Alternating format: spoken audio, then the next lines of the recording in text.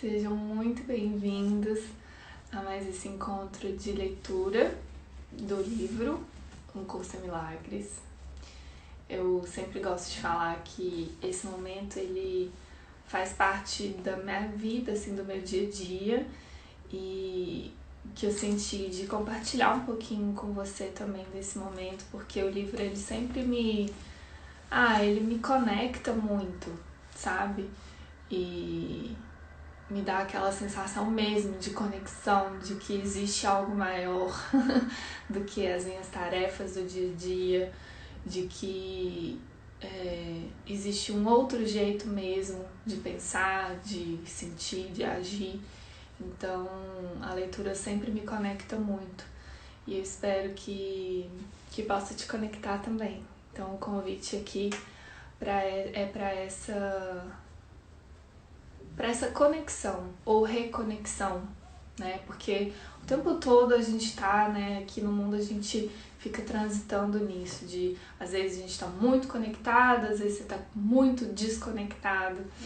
Então fica aqui um convite para essa conexão ou reconexão.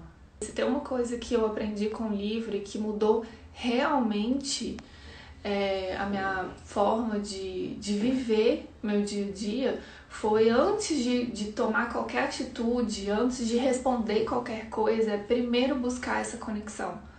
O livro me ensinou e me ensina muito sobre isso, que antes de qualquer coisa eu preciso buscar essa conexão, né? E aí o livro é a minha ferramenta para isso. Então eu vou compartilhar hoje uma leitura para a gente buscar juntos aqui essa conexão. E sempre me perguntam, né, qual que é a melhor forma de estudar o livro, principalmente para quem está começando nesse caminho agora.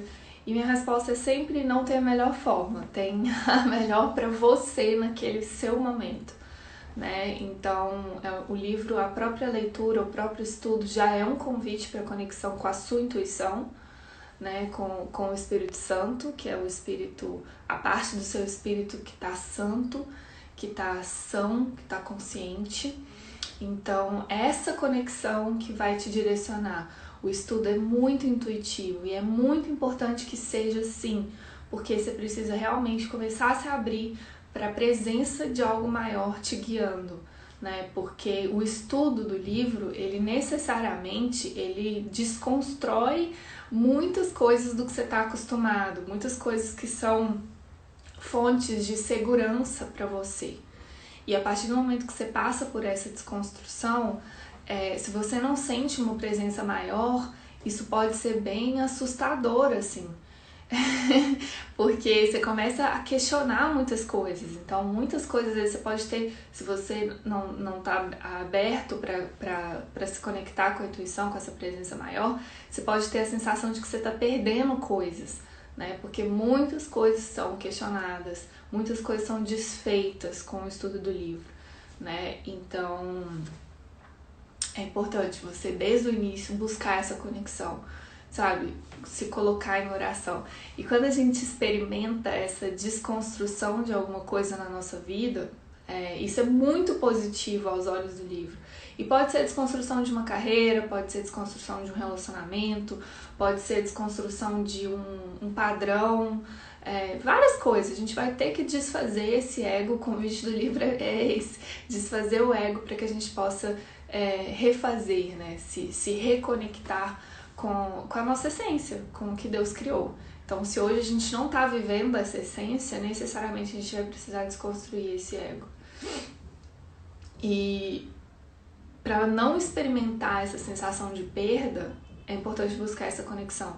Então, quando a gente se você está nesse momento experimentando qualquer sensação de perda, né, que parece que seu mundo está desmoronando, que parece que você está numa super desconstrução, não é motivo para pânico, é motivo para oração. Acho que é muito importante a gente falar disso aqui, sabe? Quanto mais você vai se aprofundando no livro, mais desconstruções você vai vivendo. E a tendência do ego é ficar em pânico com isso. Então, lembra disso, qualquer desconstrução não é motivo para você ficar em pânico, Não é motivo para você ter medo, é motivo para você querer entrar em oração, para você querer mais respostas, para você querer mais orientação. É isso que realmente te traz, porque o objetivo todo do estudo do livro, né, o ponto principal, o propósito do livro é fazer com que a gente consiga se reconectar e se manter num estado de paz. Não é só se reconectar, é se reconectar e se manter num estado de paz. Esse é o propósito do livro. E para isso a gente tem que retirar o que não nos deixa em paz, né? E isso são coisas na mente que a gente precisa desconstruir. Então eu senti muito forte de falar isso e eu acho que entender isso por si só já traz uma conexão importante pra gente, né? De começar a abençoar mesmo, de ser grata a essas desconstruções, de ficar mais molinha, de permitir que o Espírito Santo desconstrua tudo para que a gente possa se conectar cada vez mais com o que importa, se conectar cada vez mais com o amor mesmo. Eu acordei pensando numa seção do livro que tá lá no final, que tá no livro dos professores. É uma seção que fala no manual dos professores, tá aqui, quer ver? Eu sinto que a gente pode fazer uma leitura sobre ela hoje. Na parte do manual dos professores, tem... Deixa eu abrir ele todo aqui. Tem a parte da introdução, então tá bem no finalzinho do livro. Na parte do manual dos professores tem a introdução. Depois tem uma parte que conta quem são os professores de Deus, né? O manual dos professores é muito isso, pra gente compreender como transferir, né, a vivência, os aprendizados do livro para outras pessoas, né, no nosso dia a dia. Então tem essa parte que responde quem são os professores de Deus, quem são os seus alunos, quais são os níveis de ensino e quais são as características dos professores de Deus. Então, eu acordei pensando muito nessa parte de quais são as características dos professores de Deus. E ele lista aqui, se não me engano, são 10. 1, 2, 3, 4, 5, 6, 7, 8, 9, 10. São 10. São 10 características do professor de Deus, que são características que a gente precisa aprender a desenvolver aqui nessa vida, né? Para que a gente possa realmente vivenciar, transferir, né? Demonstrar os aprendizados do livro aqui no mundo. E a primeira característica é a confiança. Um professor de Deus, ele tem que treinar bastante essa questão da confiança, né? E aí tem uma outra parte, né, que fala do desenvolvimento da confiança, né? Porque a confiança aqui no mundo ela é desenvolvida, então a gente passa por várias fases para desenvolver essa confiança. É muito legal fazer essa leitura para quem está começando, para quem está sentindo alguma resistência com o livro, para realmente entender de onde vem essa confiança, porque no processo de estudo do livro você passa por várias fases, né? E nessa leitura do desenvolvimento da confiança você consegue compreender um pouquinho do que acontece com você, tá? Então a primeira é a confiança. A segunda é honestidade. Então ele explica, ele traz a visão do livro sobre honestidade, que não é o que a gente está acostumado aqui no mundo, é uma visão que vai muito mais além, assim. Depois é a tolerância, depois a gentileza, depois a alegria, depois a ausência de defesas, depois ele fala da generosidade, depois ele fala da paciência, depois ele fala da fidelidade, depois ele fala da mentalidade aberta. Então são 10 características pra gente estudar mesmo, assim, ó, estudar, compreender, querer buscar, né, isso no nosso dia a dia. Então vamos ler confiança. Então, leitura do livro, a gente vai ler nessa parte do manual de professores, é o item 4, quais são as características dos professores de Deus, e a gente vai ler a seção 1, que é confiança. Eu vou ler quais são as características dos professores de Deus, só para dar uma base pra gente, pra vocês entenderem por que a gente vai falar de confiança, tá? Então aí, essa introdução, né, de quais são as características dos professores de Deus, ele fala assim: os traços superficiais dos professores de Deus não são de modo algum parecidos. Eles não são parecidos aos olhos do corpo, vêm de origem muito diferentes. Suas experiências do mundo variam muito e suas personalidades superficiais são bastante distintas. Nos estágios iniciais de seu trabalho como professores de Deus, ainda não adquiriram as características mais profundas que os estabelecerão como o que são. Deus dá dádivas especiais aos seus professores, porque eles têm um papel especial no seu plano para expiação. A sua especialidade é, obviamente, apenas temporária, estabelecida no tempo como um meio de conduzir para fora do tempo. Essas dádivas especiais, nascidas no relacionamento santo, para o qual a situação de ensino e aprendizado está dirigida, vêm a ser características de todos os professores de Deus que tenham avançado no seu próprio aprendizado. Nesse aspecto, todos eles se parecem. Então, eu acho muito bonito aqui nessa introdução, porque ele traz isso, né, de que aqui no mundo a gente parece ser muito diferente um dos outros, né? Quando a gente olha para a personalidade, cada um tem a sua individualidade, cada um tem características que são completamente individuais, você tem coisas que são só suas, eu tenho coisas que são só minhas e tal. E as características dos professores de Deus, elas vão unificando aí, tirando as diferenças, tirando as separações, as individualidades, né? E vai unificando a gente. Então, as características dos professores de Deus, todas se parecem, a gente vai ficando bem parecido nesse lugar, né? Porque a gente vai ficando um. Isso é realmente se conectar com esse lugar de unidade. Então, porque a confiança é uma só, não tem variações desse lugar, né? Então é muito bonito. Todas as diferenças entre os filhos de Deus são temporárias. Entretanto, no tempo, pode-se dizer que os professores de Deus avançados têm as seguintes características. E aí ele cita as 10 características. E a gente vai ler hoje confiança, que é a primeira delas. Então, todas as diferenças entre os filhos de Deus são temporárias.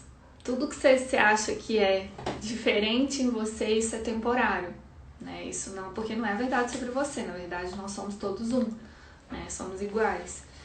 Entretanto, no tempo, pode-se dizer que os professores de Deus avançados têm as seguintes características.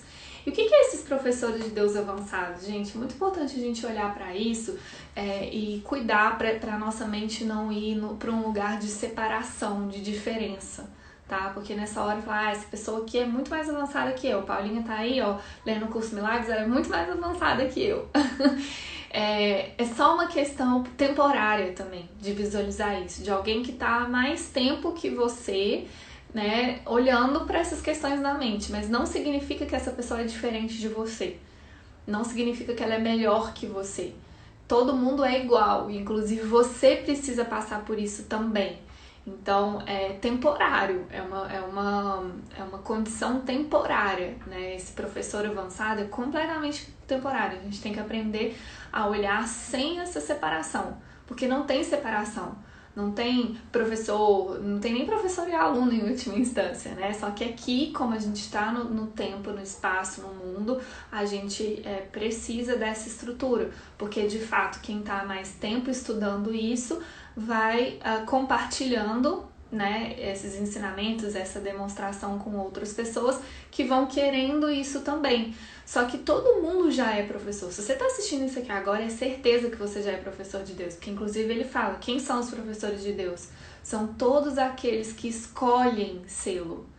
Né? Então, se você faz uma escolha de viver a verdade, de lembrar da verdade, de se conectar com Deus, necessariamente você já está ensinando isso para alguém. Tem alguém te observando, né? É porque senão a gente fica pensando nisso e cria muitas imagens na cabeça. Tipo, eu nunca vou fazer igual a Paulinha faz de trabalhar com curso de milagres, por exemplo. Nem sei se eu posso falar que é trabalho, mas tudo bem. Não é nesse sentido de dar aulas sobre o livro, né? O professor não é necessariamente aquele que dá aula sobre o conteúdo, mas o tempo todo, nas suas pequenas atitudes, você tá ensinando coisas para as pessoas e tá aprendendo também delas, tá? Então, enfim, só senti de falar isso. Então, vamos lá. Confiança. O que ele traz aqui pra gente? Confiança. Ele fala assim: esse é o fundamento no qual repousa a sua capacidade de cumprir a função que lhes cabe. A percepção é o resultado do aprendizado. De fato, percepção é aprendizado, posto que causa e efeito nunca estão separados. Os professores de Deus têm confiança no mundo, porque aprenderam que ele não é governado pelas leis que o mundo inventou. Ele é governado por um poder que está neles, mas não vem deles. É esse poder que mantém todas as coisas a salvo. É através desse poder que os professores de Deus olham para um mundo perdoado. Uma vez que esse poder tenha sido experimentado, é impossível confiar na insignificante força de cada um outra vez. Quem tentaria voar com as asas diminutas de um pardal, quando lhe foi dado o grande poder da águia? E quem colocaria a sua fé nas pobres oferendas do ego, quando as dádivas de Deus foram depositadas diante de si? O que é que os induz a fazer a transição?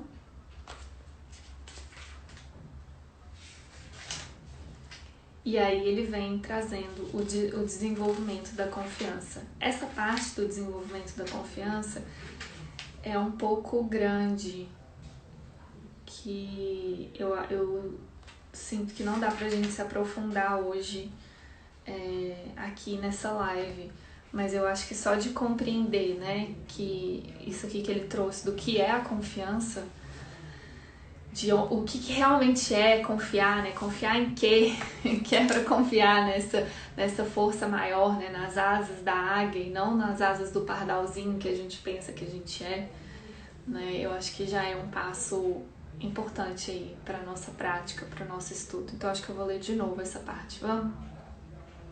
Confiança. Esse é o fundamento na qual repousa a sua capacidade de cumprir a função que lhes cabe. A percepção é o resultado do aprendizado. De fato, percepção é aprendizado, posto que causa e efeito nunca estão separados. Os professores de Deus têm confiança no mundo, porque aprenderam que ele não é governado pelas leis que o mundo inventou. Ele é governado por um poder que está neles, mas não vem deles. Acho que essa é uma chave muito importante do que ele está trazendo como confiança, né? Que a gente consegue confiar quando a gente olha para esse poder que está na gente, mas que não vem da gente, que vem de Deus mesmo, assim. É uma chave muito importante aqui nessa parte para a gente lembrar que o mundo é governado por um poder que está na gente, mas que não vem da gente. É esse poder que mantém todas as coisas a salvo. E olha o tanto que é importante isso. Porque se é esse poder que mantém todas as coisas a salvo, é nele que está a nossa segurança, é nele que a gente precisa aprender a confiar. Porque a nossa proteção, né, a nossa segurança está nesse lugar. Se você confia em alguma coisa que não está nisso, você vai se sentir inseguro. Você não vai confiar, você vai ter muito medo, você vai duvidar muito, você vai sofrer muito, simplesmente porque você está depositando a sua confiança onde ela não está, né? Então ela está nesse lugar, onde o poder tá em você, mas não vem de você. Aí se você confia em vocêzinho, você vai sentir muito medo. Então ele é governado por um poder que está neles, mas não vem deles. É esse poder que mantém todas as coisas a salvo. É através desse poder que os professores de Deus olham para o mundo perdoado. Uma vez que esse poder tenha sido experimentado, é impossível confiar na insignificante força de cada um outra vez. Então, uma vez que a gente experimenta esse poder, né, da unidade de Deus que está em todos, né, está em mim, está em você, mas é o mesmo poder. Uma vez que a gente acessa esse lugar, confia nesse lugar, é impossível mesmo, gente. É impossível confiar na insignificante força de cada um outra vez. Impossível real, assim, de verdade. Porque você vê o tanto que vocêzinho, esse eguinho que você acha que é o tudo, né? É pequeno demais perto desse poder, sabe? De unidade. Quem tentaria voar com as asas diminutas de um pardal quando lhe foi dado o grande poder da águia? E quem colocaria sua fé nas pobres oferendas do ego, quando as dádivas de Deus foram depositadas diante de si? O que é que os induz a fazer a transição? E aí essa parte acaba aqui, né? O que é que os induz a fazer essa transição? Eu acho que fica essa pergunta de reflexão mesmo, né? O que faz a gente fazer essa transição entre parar de confiar nas nossas asinhas de pardal e realmente buscar ancorar nossa confiança no poder de Deus que está em você, mas que não vem de você. Porque responder essa pergunta que faz com que a gente realmente escolha confiar, né? O que te faz? O que os induz a fazer a transição? O que te faz querer essa transição? Né? O que te motiva? Então é isso, amores. Vou deixar aqui essa reflexão final aqui do livro para que a gente possa meditar sobre isso essa semana, né? Sobre confiança, sobre escolher fazer essa transição, né? Confiar onde realmente está a nossa segurança. E me conta, quero saber como é que foi essa leitura aqui pra você, põe aqui nos comentários. E também se você praticou, como é que tá sendo. E é isso. Que a gente possa realmente colocar a nossa confiança onde ela tá, pra que a gente possa voar cada vez mais alto, ter um voo cada vez mais consistente, que acho que isso é muito bonito também, né? Na confiança, quando você confia no lugar certo, o seu voo vai ficando mais consistente, você vai oscilando menos, né? A gente falou um pouquinho de oscilação aqui hoje, tem a ver com confiança. A oscilação é simplesmente em que você está confiando, né? Porque se você confia no ego, saiba que você vai cair, você vai oscilar. Se você confia em Deus, você vai voar. Então essa confiança, ela traz um voo alto e consistente, né? Acho que esse é o nosso treino mesmo. E obrigada pela sua companhia aqui.